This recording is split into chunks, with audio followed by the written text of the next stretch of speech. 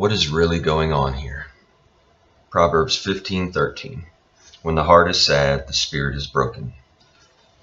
Early in our marriage, I was working as a counselor, driving to seminary classes 70 miles one way, conducting small groups, living on a fixed budget, and trying to be a good husband and father. It was an overwhelming schedule, and I had little time to spend with Sarah. There were moments when Sarah, too, was feeling overwhelmed, and being a typical Pinky, she wanted to talk. "You never spent time with me and are always busy," she would say, and now, as she recalls, every so often could see my spirit deflate because she pushed me too far.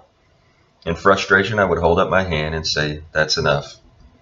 Then I would stonewall her by refusing to talk at all. What neither of us understood at the time was that her disrespect had shut me down.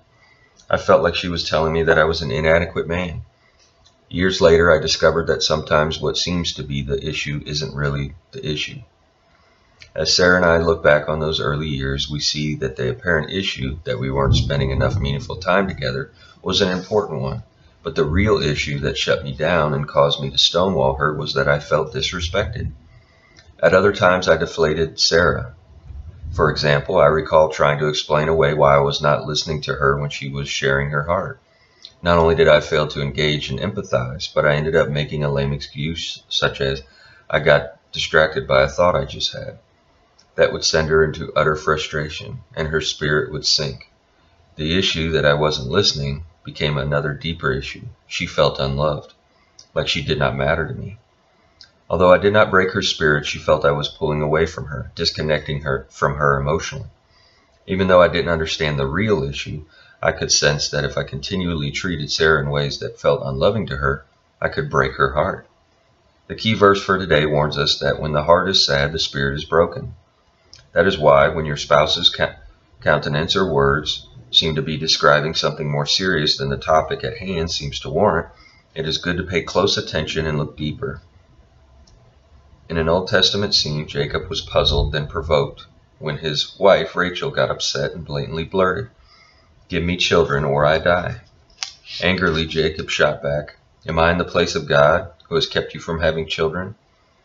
Rachel wasn't really threatening suicide, jealous of her sister because she could not bear Jacob a child. Rachel simply needed reassurance that they could trust God together concerning children. The real issue was that Rachel needed love and understanding, and Jacob missed it.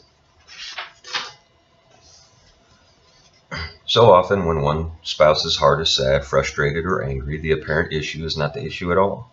For many years now, Sarah and I have both looked for the deeper issue of feeling unloved or disrespected, and have been able to diffuse emotions threatening to get out of control. It is amazing how many conflicts you can circumvent when you discern what is really going on.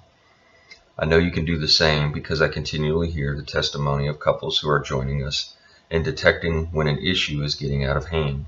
As one wife said, "Tom and I were disagreeing the other night, and he said, 'Now let's not get on the crazy cycle.' We were able to resolve our issue, which almost became a love and respect issue, and feel closer as a result. And to that I say amen." Thank the Lord for the wisdom in Proverbs 15:13, a wisdom that enables you to discern that sometimes when a heart is sad, something deeper is going on in that person's spirit. As for guidance and always looking for the real issue, are you giving each other love and respect? You may want to add some time for prayer for issues involving your children right now. As for the wisdom to discern the real issue, somebody may be feeling unloved or disrespected. When you have an issue that is getting out of hand, one of you can say, "I feel the crazy cycle coming on. Let's discuss this quietly and not let it turn into one of us feeling unloved or disrespected."